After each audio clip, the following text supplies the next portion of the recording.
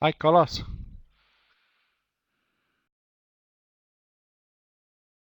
You got your microphone on?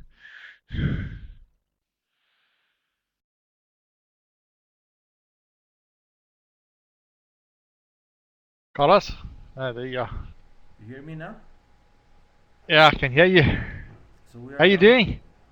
I'm fine. How are Looks like you? it's just the two of us tonight. Yeah. How has it been? I mean, Yeah. have you got many fans in the web? Yeah, that in this one we normally have about 4 or 5. Mm, The other one is about 6 or 7.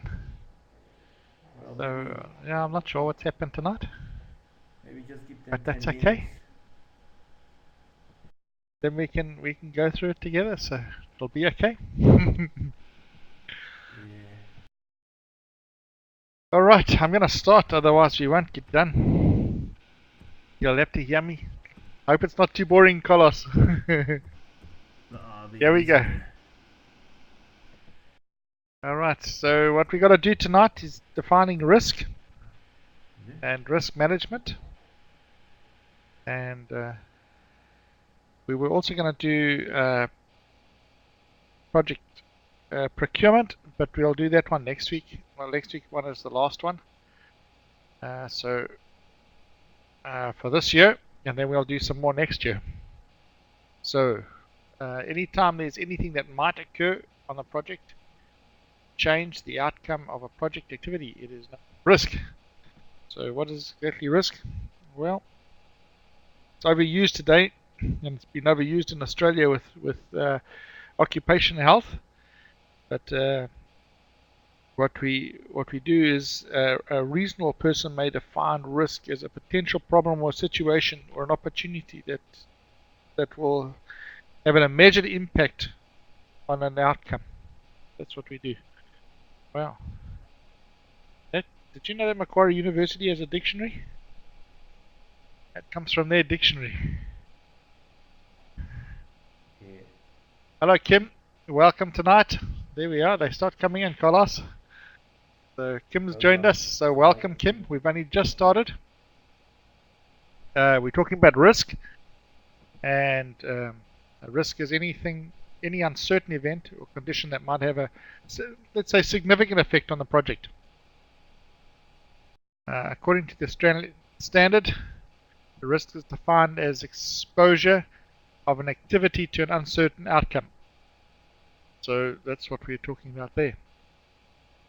So let's have a look at some risks. Not all risks are negative. Some risks have a positive outcome. But we just don't call them risks, we just call them opportunities. But it is a risk, and it could have a significant outcome on the project. Okay, so here are the things that we're going to see it mostly in the planning, so initiating and planning. And then we're going to see monitoring and control is where it's also going to come, but that's risk monitoring and control. But you'll see again, most of these processes are in the initiating and planning stage. Well, this particular one in the planning stage. So we really look at project life cycle. We really look at it as that. So we have risk management planning. So that's what we're going to tackle first. So let's look at risk management planning. The first thing that we need to know is that we need that statement of work. Statement of work is going to tell us and where and from the boundaries of that. Have the environmental factors and the processes and policies that are going to guide us in what we see as acceptable risks and things that are not acceptable. Acceptable risk. We'll have to explain that a little bit later. So I'm not going to give you all the things right now, but we need to manage the risks. So that's why we call it risk management. So what are the tools and techniques that we have for risk management planning? Well, it's very simple. It's a round table, just like that one. It's a room, and this is where we do brainstorming, right? You do all your risk planning by the meeting with the team.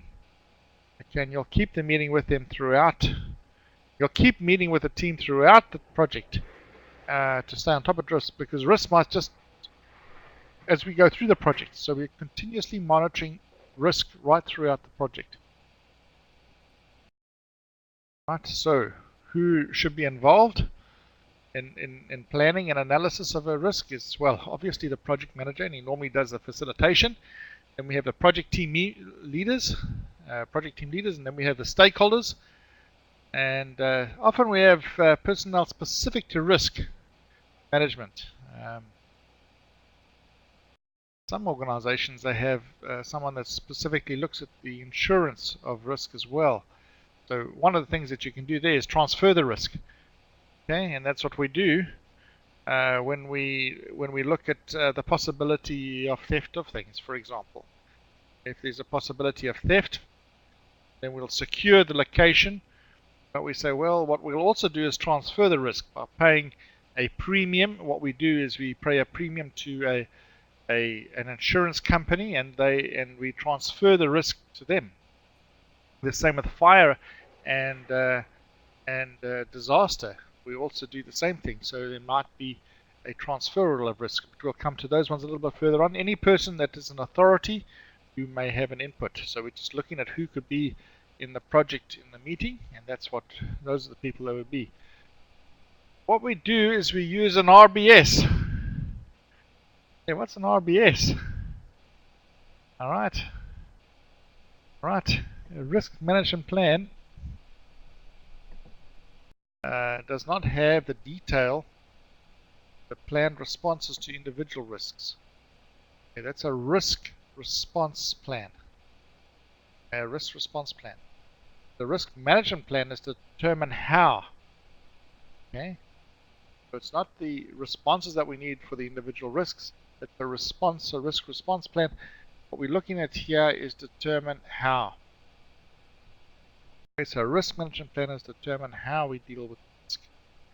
Right, and here is a anatomy of a risk. Right, the first thing is to identify the risk, so it's risk identification. And then we need a qualitative analysis. And then we do a quantitative analysis. And then we have a response. So it's as simple as that. Whoa, Anton, I'll give you a chance now. Sorry, there we go. Welcome, Anton. Okay. We're in the middle of looking at risk tonight, Anton and Kim, and we're at the stage of looking at the anatomy of a risk. How do we identify risk? The qualitative analysis, the quantitative analysis, and then the response. So that's what we see. The next one is that's about the risk management planning. Right now, what we need to do is look more at that identification. How do we go about identifying risk? All right, so let's look at some of the inputs to the risk. Will be the project management plan, those environmental factors again. And now we have a risk management plan, right? And the risk management plan is how do we deal with risk, right? What are we going to do? What are the boundaries for the risks? How do we balance risk? How do we know when to mitigate the risk, and by what kind of a response we should have? Not looking at the RBS or the risk response plan. What we're looking at here is the risk management plan, and now the risk identification. So we look at the project statement of work, we look at the policies that are involved in that one, and there are a few techniques that we can actually use here. The first one is we need to look at document reviews. All right. Document review is really looking at what happened in the what happened in the past. What are the lessons learned? So we'll go through documents and we'll see when did these risks arise and how do we deal with them. All right. So a structured review may be performed on a project documentation, including the plans, the assumptions, prior project files, and any other information that we can. All right. And then we're going to brainstorm it. All right. That's Edward Demoda's favorite thing. Okay, is brainstorming.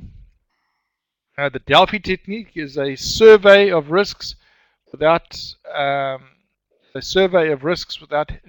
being compromised. So it's normally an anonymous survey, and we try and find out what risks could be there, and they're free to put any kind of risks in it. Another technique would be interviewing. We would go around interviewing various people and try and see what risks they would have by just chatting about it. And then we have a root cause identification and a SWOT analysis. Now, we will look at some of those ones. All right, so those are the information gathering. Let's look at some of the thing would be brainstorming. That's an information gathering one. Root cause identification, SWOT analysis, interviewing, and then obviously the Delphi technique. Then we start coming to the checklist analysis. Okay, what's a checklist analysis? Well, the risk of identification checklists. Okay, they can be developed on the basis of historical information, from external knowledge that we already know, from expert knowledge, external knowledge, and expert knowledge. Hi, Kim. Welcome. I hope it's okay if where you are now. We're actually looking at some tools and risk identification. So welcome, Kim. I hope you can all hear me. All right. Now, the historic. Okay. We can be developed on. Okay, we've said that. Okay, so there's a checklist that we actually do. So we look for checklists. That's in there, and then we look at. One of the other things that we need to look at is the assumptions. Now, the assumptions really come in the initiation of the project. This is where project management needs to really think. Now, what are the things that he's actually assuming when he's doing this? Those things that we assume to be in place, or something that we make assumptions, right? And those need to be highlighted. And assumption analysis is a very important thing to go and have a look. Now, every project that is conceived and developed is based on a set of hypotheses or scenarios or assumptions. And an assumption analysis is a very good tool that explores the validity of those assumptions. Some of the assumptions can become risks, right? It can become risks because you're assuming something, you're assuming a particular scenario, and perhaps that scenario doesn't really exist in the way that it's in our minds. And therefore, that will become a risk, and it might have a high impact on the project. Now, let's make an assumption. One assumption might be that all the project team is under the full control of the project manager. Okay, let's just say that what I mean by that is that his project team is now, he can determine, so the assumption is that he determines when people can go and leave and what happens if someone is ill and how and when this person does it. Now, if the functional manager is there and the team member goes to the functional manager and puts in his leave form and the project manager doesn't know about it, that's a risk. Okay, so it comes from an assumption that the project manager is going to be in control of those people for the time of the project. In the meantime, a functional manager might be in control, and then that becomes a risk. All right, so a way to manage that risk is to look at those assumptions and identify what might go wrong. The other one, let's look at some of the diagramming techniques that we have. Right, so the first one is the cause and effect diagrams. These are also known as Ishikawa and fishbone diagrams, and it's very useful for identifying root causes of risks. Now, we've already looked at that when we looked at quality, if you can remember. Right, so I'm not going to go too much into that one. And then there's system or process flow charts, is to look at the flow chart of something and how things are actually interrelated. So network diagrams for the project are very, very important here, is to look at the process flow or the system analysis to see how things are interrelated. And what we do is we look at the interface, because that's often where the risk is. Right, so when some information is passed from one process to another one, that's an element where things can break down. Very seldom breaks down in the box, the little black box, if you like. Inside there, it doesn't always break down, but when you're passing something from one to another is where things can get out of hand. So those are areas that we can actually look to. So system and process flows are often help us to identify are good for that. And then there's influence diagrams. These are graphical representation of situations showing the causal influences, the time ordering of events, and other relationships among variables and outcomes. So influence diagrams are another technique to determine project risk. Now, let's look at a few more of these ones. Okay, we've looked at the document reviews, we've looked at assumption analysis, and we've looked at checklist analysis. Now we need to depend on the resources that was promised, the critical path. Okay, when you assume that this is the critical path, what happens? And we need to now look also outside of the project. Okay, we need to look outside of the project. Right, so now what do we have? We have identified the risks. Perhaps we have some potential responses and sometimes root causes. And now we need to build up a risk register. Now, risk register is the only output that we have from risk identification. Now we've got a risk register. And it is the most important part of the risk management, all right? So the risk register is the most important part of it. It is a list of all the risks and some initial ideas about how we would respond to them. That's what is in a risk register. All right, so we've identified the risks, we have potential responses to them, and we have some root causes. Now, what are we going to do with those risks? Okay, so the first thing we're going to do is we're going to do a qualitative risk analysis. A qualitative risk analysis. Okay, so qualitative means that we're going to look at it, and it could be subjective, right? Our mathematicians among us would say, well, quantitative is probably less subjective, so a qualitative one is a little bit more subjective, but it's one way of looking at it. So let's look at what we do when we do that. So here's the process. What do we have as inputs? Well, now we have the risk register as a input, and we have the policies and the procedures of the organization and the tolerances of the organization. We have the statement of work. We have the project management plan. We have those environmental factors we've got to take into consideration, and we also have the risk management plan. How are we going to deal with the risk? Project management plan tells us how we're going to deal with it. Now we're going to look at a quantitative. So what are our risks? So what we're actually doing with a qualitative analysis is that we're actually ranking the risks.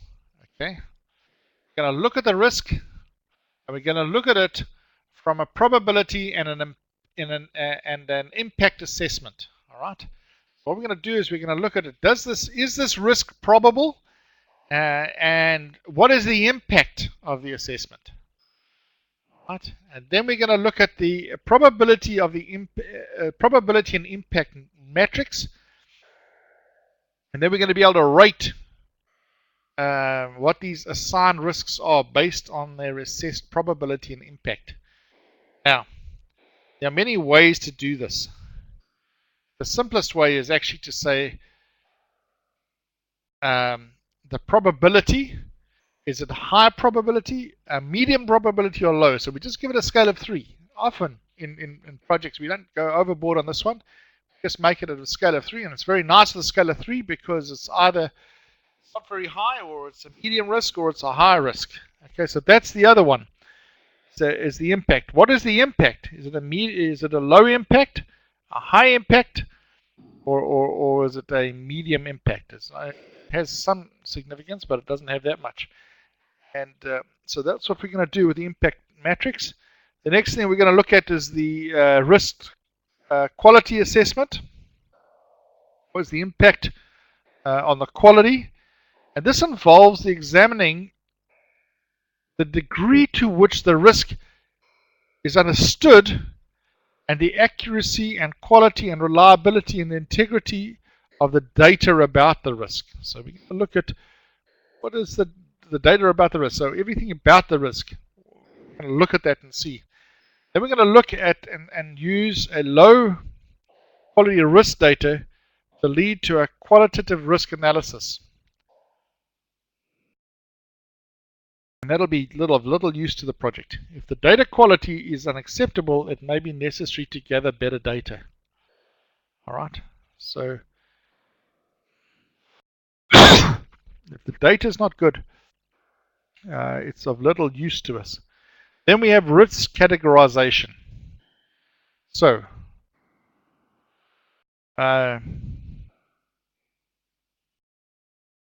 risks to the project are categorized by the sources of the risks using a risk breakdown structure, and the area of the project that is affected using the work breakdown structure, or other useful categories. Okay? The project phase to determine the areas of the project that are most exposed to the effects of uncertainty. I can tell you now, the earlier it is in the project, the higher the risk. The earlier it is in the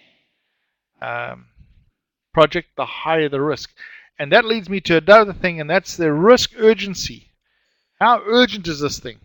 Risks that require near-term responses are considered more urgent to address. There are indicators of priority that can include time to affect the risk and the response and the symptoms and the warning signs and the risk rating. Okay, so that is the risk analysis, and it's the qualitative risk analysis that we've just done. So what is the output of a qualitative? Okay, it's obviously an updated risk register, because now our potential responses are becoming more rigid and more exposed, if you like. The risk register is the only output, and again, that's what we're going to see all the way through here. But what we need to understand is that now we have qualified those risks. Okay, we've qualified those risks. That's why we do a qualitative analysis. Now we need to quantify the risk. Okay, that's why we're going to do a quantitative risk analysis, so that we can quantify it. We've qualified the risks. Now we want to quantify it. Now, what are we going to do here? Running a marathon, right? So one client wants you to help him train so that he can finish a marathon. He doesn't have to win, just to get to the finish line. Okay, doesn't have to win to get to the finish line. All right, that's qualitative. Quantitative, another client wants you to help him get to the top of Mount Everest, and he won't be satisfied, and he gets to the summit. So there's the two that I want to show you. We'll be looking at the two. All right. Now let's look at running the marathons.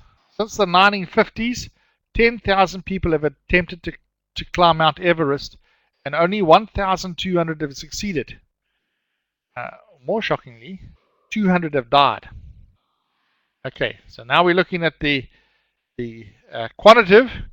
All right, so we've looked at the figures here. So we say since 1950, 10,000 people have attempted to climb Mount Everest. Hey, so there's not many people that have succeeded. So there's a huge risk that you're not going to succeed. More than that, there's a few of these 1,200 that have actually died. So there's even a higher impact. So your qualitative analysis probably told you that the climbing project would be riskier of the two. Okay, so if we'd done it, yes, it would have been a higher impact. But having the numbers to back up that judgment is the quantitative analysis, right?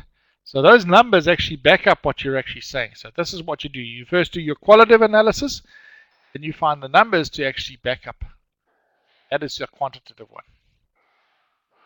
So let's look at quantitative risk analysis. We get the inputs are exactly the same as the qualitative one. Analysis. Here's some techniques. All right, what are we going to use? Okay, so we need the same gathering techniques. We use interviewing techniques. We use probability distributions. We use expert judgment. We have expert judgment. We have a sensitivity analysis, expected monetary value analysis. We have a decision tree analysis, and we have a modeling and simulation. All right, so those are the techniques that we're going to do to gather the data, not too dissimilar from the qualitative, but what is going to make the difference is our quantitative. So we're going to use a probabilistic analysis of the project and the probability of achieving the cost and the time objectives, and prioritize list of quantified risks. The trends in quantitative analysis, trends in the quantitative risk analysis results. So that's what we're going to look at. Okay, so we're going to use some formulas, and the output of that is, the output of that is exactly the same. It's an updated risk analysis, but now we have some good response. Well, we have some good risks that we've actually qualified and quantified. All right, so they're both qualified and quantified. Now what we need to do is that we need to develop a risk response plan. All right, so we know what the risks are. Now we need a risk response plan. So we need to say, well, we know what the risks are. We've qualified them, quantified them, and now what we want to do is we want to find a response for them. What do we have? Well, there's two things that go into this now. Only two. Right? The risk management plan and the risk register. Right? Now, what are we going to do about them? Well, actually, there's not many strategies that we have. Right? So there's a strategy. That's exactly what we're going to do. So when we've identified the risk and we've qualified it and we've quantified it, what we want is a strategy to deal with that risk. What happens if this risk materializes? Okay? So we're climbing Mount Everest. What happens if we get into trouble? Now the risk becomes much higher. So there's three strategies that we can have. We can accept the risk, or we can avoid the risk, or we can mitigate the risk, or we can transfer the risk. Those are the only four strategies that we really have in risks. Okay, we can only do one of those four things. Right, so we can accept it. We just let it happen. Normally, on acceptance of a risk, one of two things happen. Either it's a low probability and a low impact. Of course, you're going to leave it. You're not going to waste your time on something that's got a low probability of occurring and a low probability on the impact, right? But you might also accept the risk if it has a very low probability, even if it has a huge impact, because the probability of it in your quantified analysis says, hey, the chance of this happening is so minor. It's just not worth the value of doing something about it. All right, because the other, to avoid it or to plan around it, is going to cost you a lot of money, or to mitigate it is going to cost a lot of money, or in fact to transfer it is going to be a lot of money. Right, so the probability is so low and the impact might be very, very high, but the probability of it happening might be very low. You might just accept the risk. Okay, the other is that the probability might be very high, but it's going to have a very insignificant impact. Right? So acceptance often generates a degree of negativity or pessimism that can cloud the project if it's not managed well. So acceptance is not always a good thing. Now, avoidance means you're going to plan around it. You're going to avoid the risk. So let's plan around the risk. Okay? Let's say that one of the biggest risks in climbing Mount Everest is the lack of oxygen. Right, so how are we going to plan around that? Well, we're going to have a few base stations, and we're going to lug up some oxygen tanks with us, and we're going to leave them at certain places along there so that we can get to it. So we're going to have a whole team. They're going to walk with us, and we're going to take the oxygen cylinders up to particular camps, and then we're only going to walk by ourselves to the top of Mount Everest right at the last part. Okay, so there's a way of planning around it.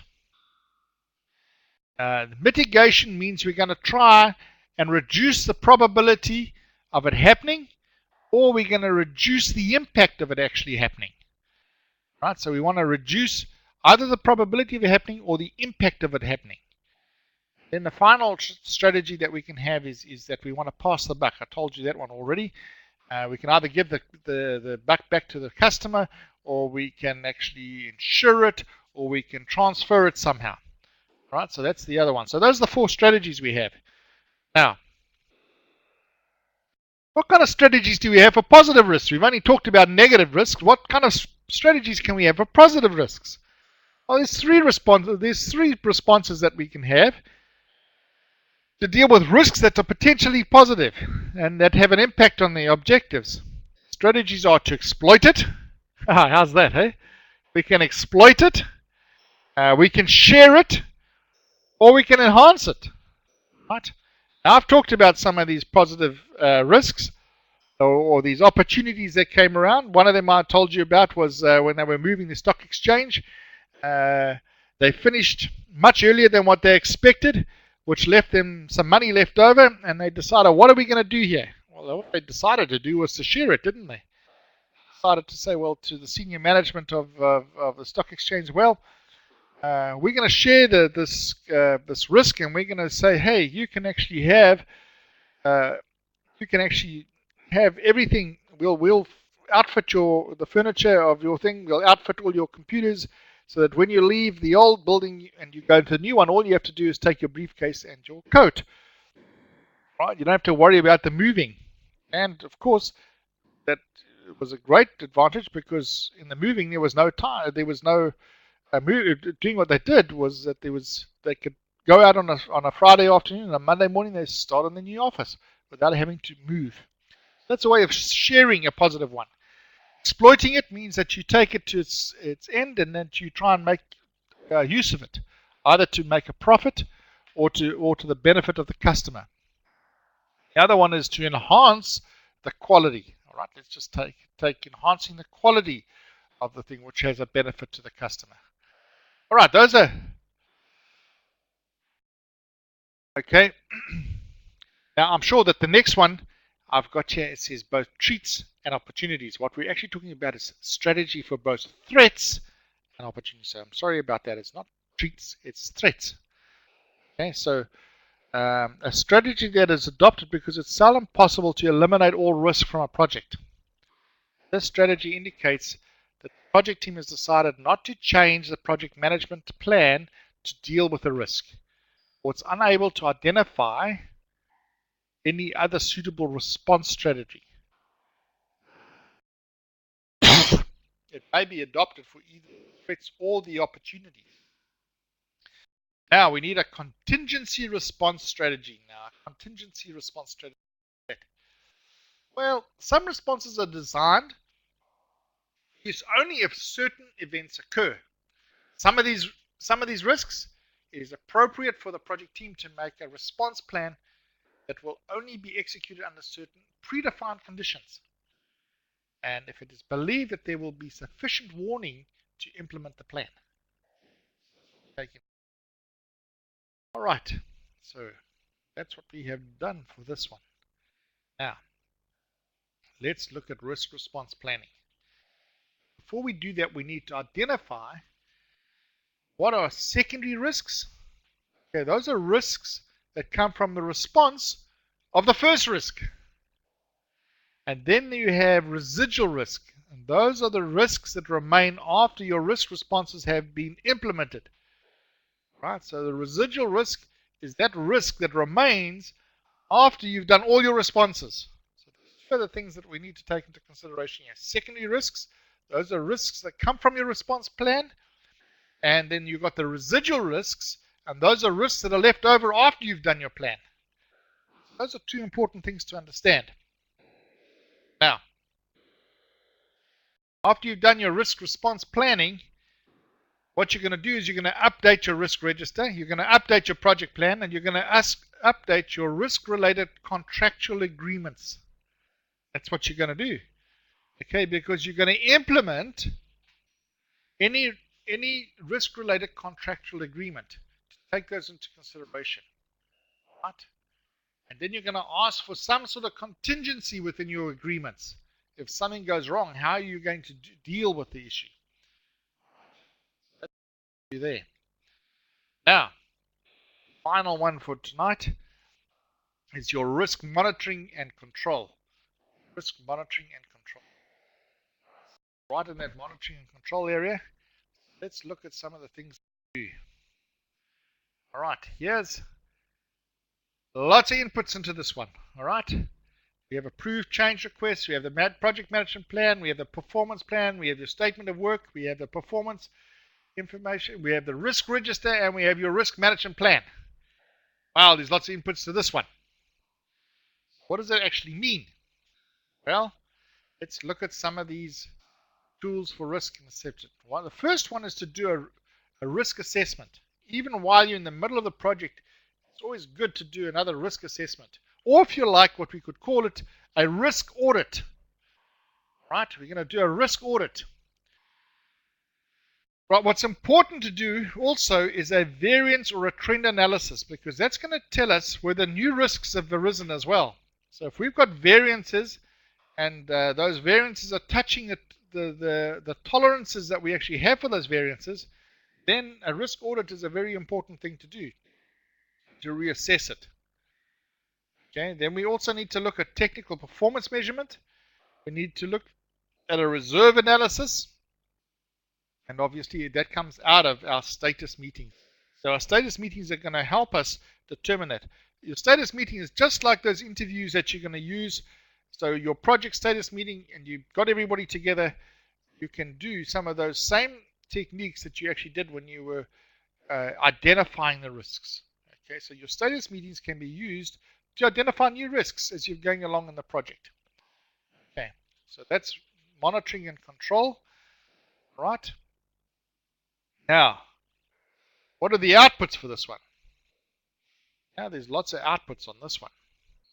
Right, the first output is obviously an updated risk register, because you might have put some new risks on it. There's also change requests, and what those change requests might have done is actually changed the risk profile, if you like. The risk profile is, what does this risk look like? Okay, so it's a profile that you would see if you looked at the risk manager, if you looked at the risk register. And then obviously there might be some recommended corrective actions or preventative actions, or some new strategies. Okay, the organizational process assets. You might update some of your policies, you might update some of the processes or procedures, and then obviously you're going to update the project management plan as well.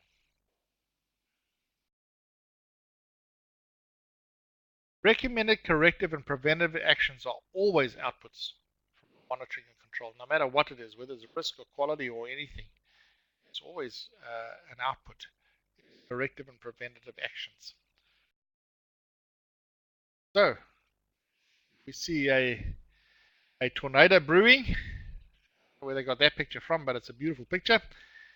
Some others the other day about those touchdowns, and there's huge problems if that runs through a community. We've seen all those storm chasers. So risk.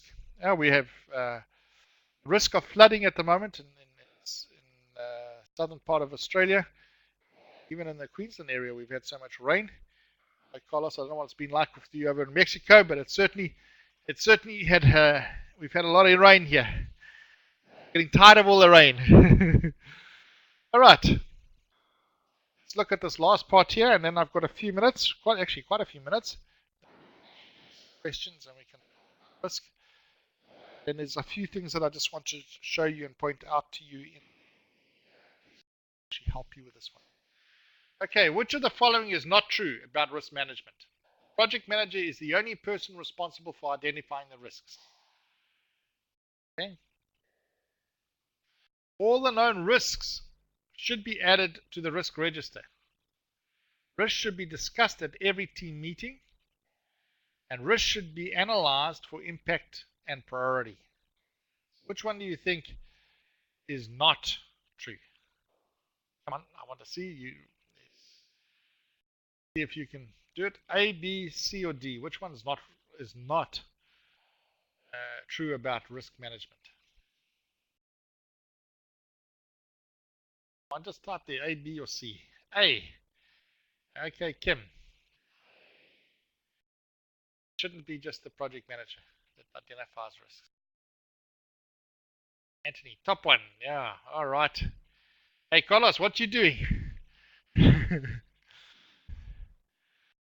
Carlos is doing two things at once here.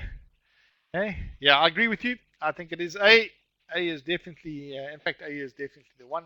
It's not the project manager. You're going to rely on the project manager just to do the risk analysis. You've actually failed. And the project manager is the only person coming up with a risk strategy problem because of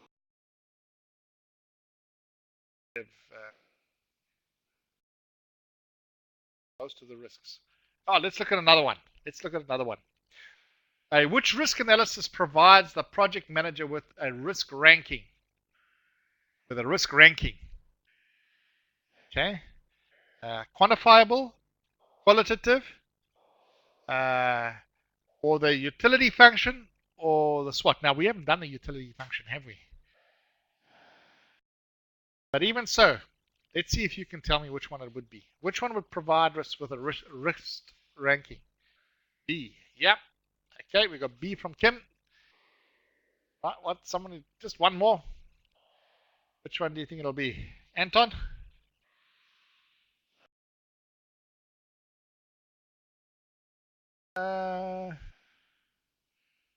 Risk ranking. Yes, I agree with Anton. I think what will happen is that the qualitative one will give you some sort of thing, but it'll be the quantifiable one that will actually come out with a ranking. Right after you've been able to quantify the risk, you can come out with a risk ranking order. The others, no, definitely help. All right, so there's some things there. Now, just some things about professional responsibility and risk. You need to follow all the laws and the company policies. Okay, as a project manager, it's very important from an ethical and professional responsibility. You need to treat everybody fairly and respectfully.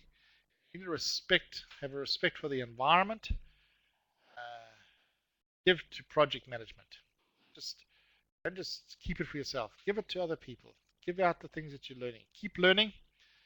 Respect the cultures. Respect copyright laws, and report everything. Okay. Those are some of the things that I would put down there for that. All right, I've come to the end. I just want to take you to your book, and there are some really good things there. The chapter on page 111, balancing the risk profile, and the essential components of risk will help. Okay, in that table, there's a negative view and a positive view, and the risk that's there. So project actions involving risk and the possibility of consequences. So that will be a good table to look at. Then there are risk profiles. So you can have a look at those. Then he's got a very good one here on some of the other things here. If you go to, there's some really nice tables on the common sources of risk. Okay, and that's on page 118. Right, on the page 118 there are. And then he's going to look at some project management competencies and the examples of that possible risk on this one. Okay, so have a look at that table. That is a really good table. Right. Then tells us how to identify it, which we've done tonight. Minor, catastrophic, and how you can quantify them. He's looked at some quantifications there. And he's also looked at a chart that you often see where you have the probability and the consequences. That's a really good approach to take in building that matrix. Okay. Now, we've looked at the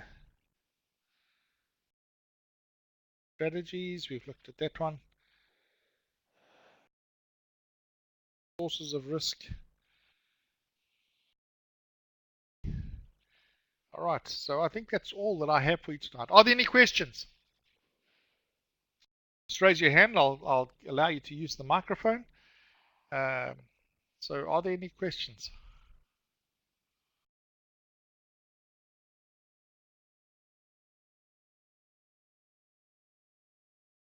No questions tonight. I spoke very quickly and very fast tonight. All right, you will notice that I said I was going to do two things tonight.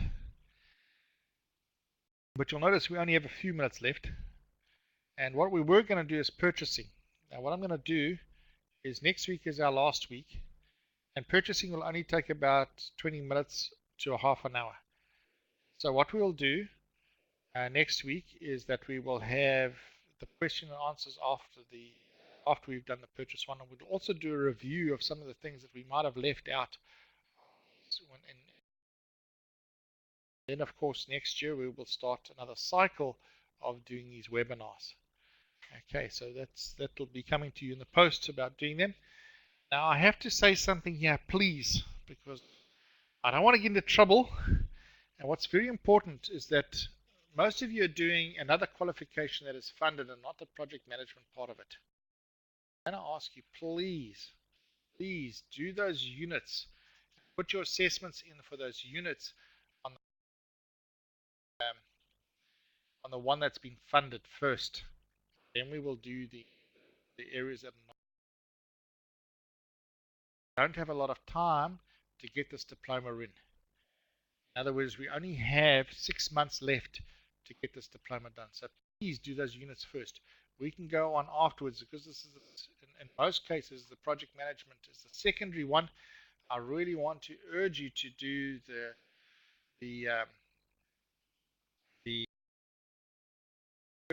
the ones that is funded first. Now, there are some very good news in doing that. Okay, very good news in doing that. Okay, bye-bye, Kim. Thank you very much for attending tonight. Okay, we will see you. And that is that if you look at what you're doing in the diploma of management, what you're doing for the project management, a lot of the evidence that you're going to be putting together can be used for both. Right? Look at those. Look at the ones, especially if you're doing an environmental plan and a risk management plan and a quantitative one. You're probably doing both of them. So you're doing it for the project management and you're doing it for your original diploma. Look at the ones that you're doing in both, and you'll probably find that you can give the same evidence for both. So have a look at that. All right, that's all for tonight. Then I'm going to say good night, and thank you very much for attending tonight.